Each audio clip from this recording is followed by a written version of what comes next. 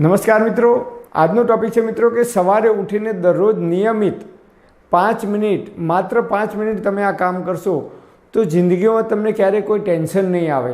તમારું મગજ છે એકદમ રિલેક્સ રહેશે, એકદમ રિફ્રેશ તમારું મગજ રહેશે, તમારું મગજ એક્ટિવ રહેશે. મગજની અંદર કોઈ પણ પ્રકારનો તણાવ હશે, ટેન્શન હશે તો એ કાયમ માટે દૂર થશે.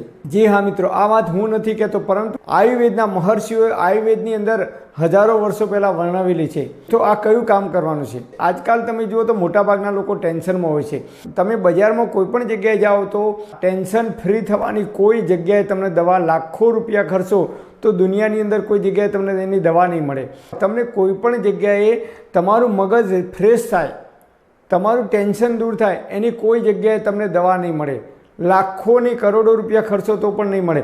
અને એનો અદ્ભુત ઉપાય આયુર્વેદની અંદર આયુર્વેદના ઋષિઓએ બતાવે છે. માત્ર 5 મિનિટ આપણે જીવીએ ત્યાં સુધી આ કામ કરવાનું છે.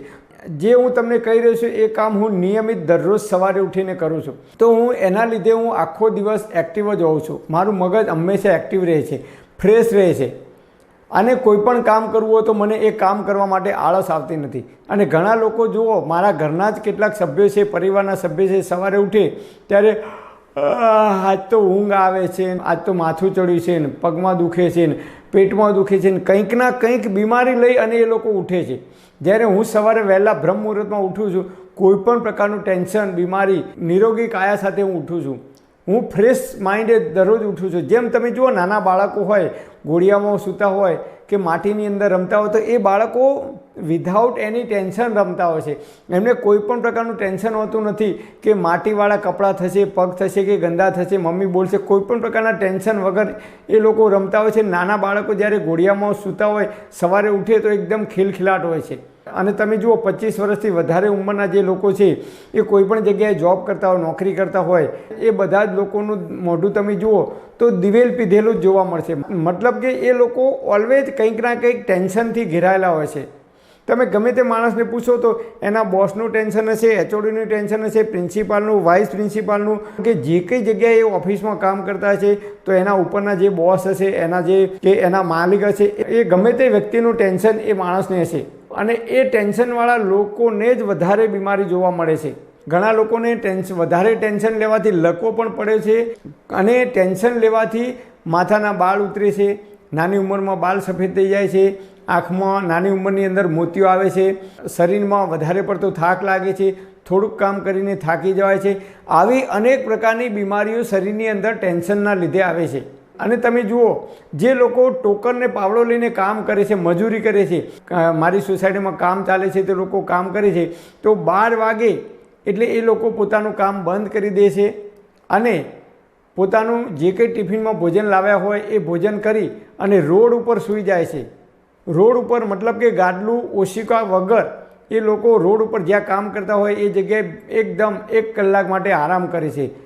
અને જે લોકો નોકરી કરે છે, તમારા મારા જેવા લોકો, એમને બિલકુલ 1 મિનિટનો ટાઈમ મળતો નથી. આપણે નોકરી હોય તો નોકરીની અંદર 10 મિનિટની અંદર ટિફિન જમી લે છે. મતલબ કે જે લોકો નોકરી કરે છે એ લોકો સતત કંઈક ના કંઈક ટેન્શનમાં રહે છે.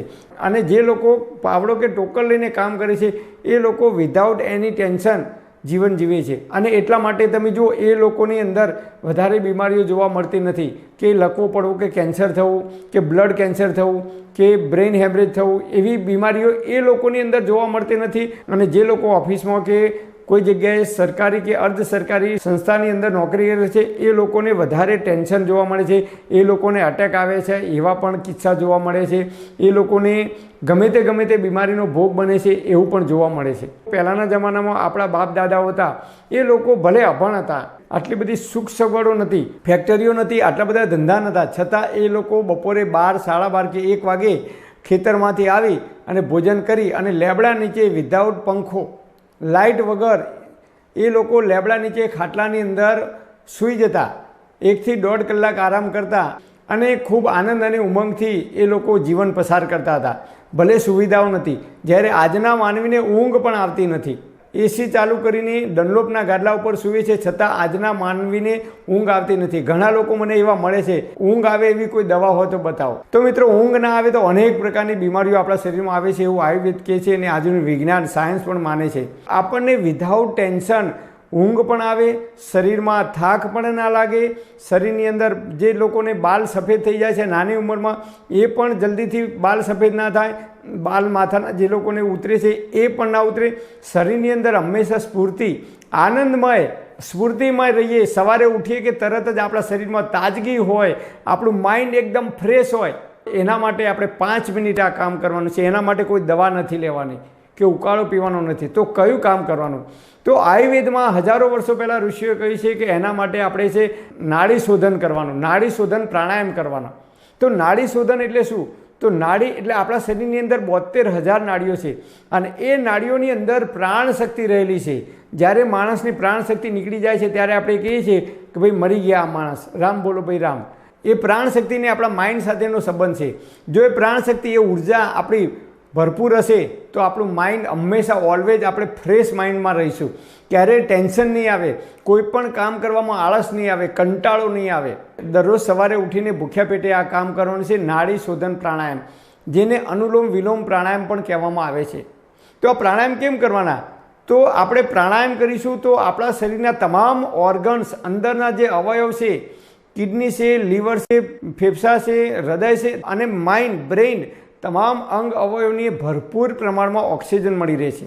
અને ઓક્સિજન ભરપૂર પ્રમાણમાં મળી રહે તો આપણા જે અંદરના ઓર્ગન છે એ ખૂબ એક્ટિવ થાય છે, સ્ફૂર્તિમય બને છે અને એના લીધે આપણું આખું જે શરીર છે એ સ્ફૂર્તિમય બને છે. તો એના માટે આપણે નિયમિત અનુલોમ વિલોમ પ્રાણાયામ કરવાનો છે. હું દરરોજ સવારે ઉઠીને તરત જ અનુલોમ વિલોમ પ્રાણાયામ કરું છું. નાકના બંને છિદ્રો આવેલા છે, જેને આપણે જમણું નાક અને ડાબા નાક તરીકે આપણે ઓળખીએ છીએ. ઈડા નાડી અને પિંગળા નાડી પણ કહેવામાં આવે છે, એટલે કે સૂર્ય નાડી અને ચંદ્ર નાડી કહેવામાં આવે છે. બંને નાડીનું બેલેન્સ રાખવું હોય તો એના માટે આયુર્વેદમાં કહે છે કે નિયમિત આપણે અનુલોમ વિલોમ પ્રાણાયામ કરવાના. ડાબું નાક બંધ કરીશું અંગૂઠા વડે. એક વાત યાદ રાખવાની, આપણે જ્યારે શ્વાસ લઈએ ત્યારે જનરલી આપણે છાતીમાંથી શ્વાસ લેતા હોઈએ છીએ આમ,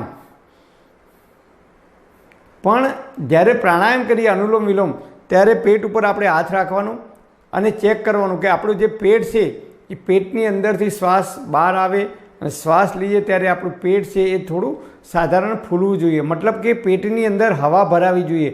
આપણે ભરપૂર પ્રમાણમાં ઓક્સિજન લેવાનું છે.